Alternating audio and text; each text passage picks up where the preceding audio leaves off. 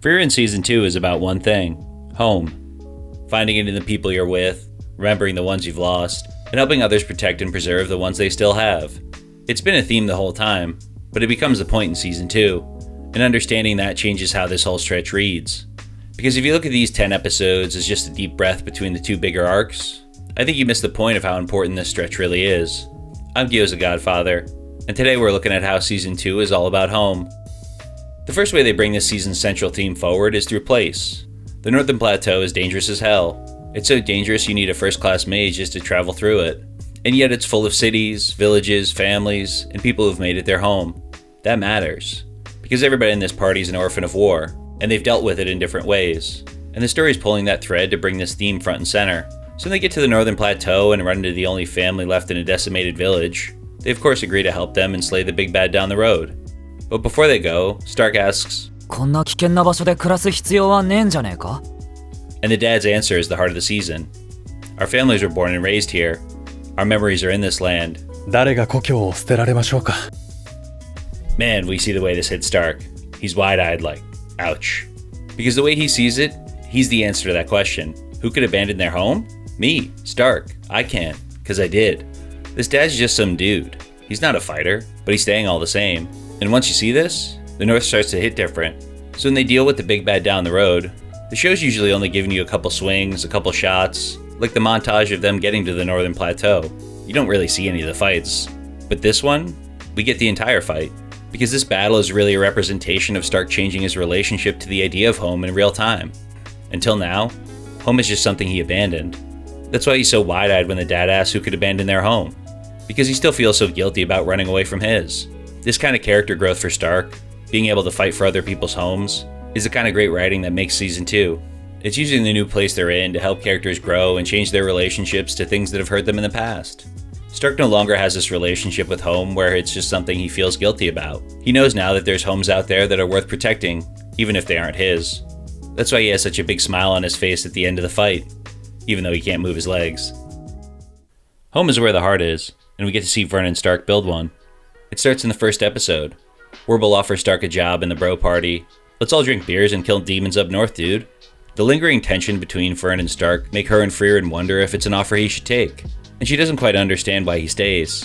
Fern thinks Stark is only there because Frieren dragged him into the party, and he's just going along with things because he doesn't have a backbone.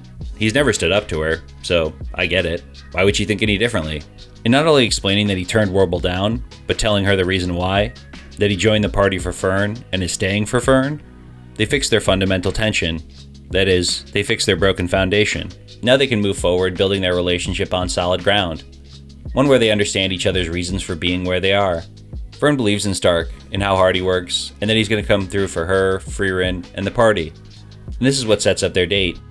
It's cute because finally, after Stark kind of blows it by trying to have Frieren help him plan it just so he wouldn't blow it, him and Fern get to sit down and talk about life.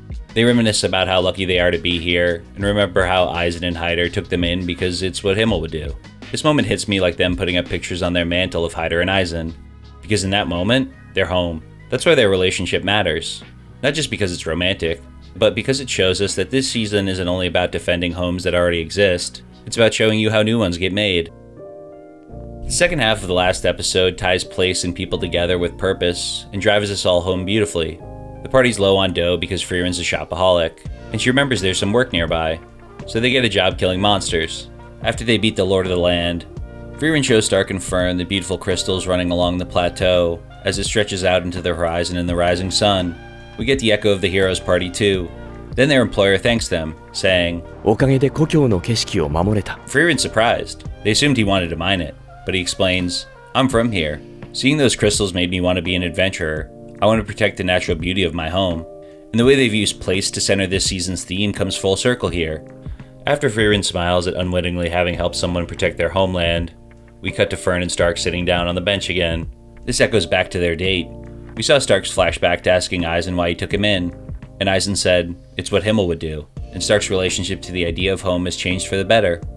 Then we see Fern take out her locket of her parents, and she says Hyder helped her protect her home too. When he and Fern fixed the foundation of their relationship back on the balcony, he brought up the fact that she always encourages him. Stark now asks her, why is it you're always encouraging me? And we're set up to expect the same answer the series gives us every time something like this comes up. It's what Himmel would do. But this is where the theme of home lands somewhere new. She says, it's what Frieren would do. Because for them, Frieren has stopped being the middleman. She's the one transmitting the values from Himmel to Stark and Fern. She lives those values every day, and that's how Fern sees them now, and why she lives them too. To put the finishing touches on this metaphorical home Season 2 is building, and filling it with memories of those who helped us find our relationships and our futures, what would Miss Frieren do becomes the rules of the house. Like, I hope you take your shoes off when you go to somebody else's house. Those are house rules. Their home is on the road. It's wherever they camp together and wherever their journey takes them. So instead of live, laugh, love, or put your shoes over there, their rules are something like help those in need, give head pats for a job well done, encourage each other, and don't trust demons. So when Fern says, it's what Miss Frieren would do, what she's really telling you is that Frieren has become the moral center of this home they've built together. If you want to avoid any spoilers about the Golden Land arc, skip to the time on screen now. I also think the next arc in the manga is the best one, and I'm really pumped to see it. There's some great hype in it. Mocked is one of the strongest of the 7 Sages of Destruction. His Diagold spell is sick. But this theme of home continues in Danken. He's an Imperial mage who's rich and lonely.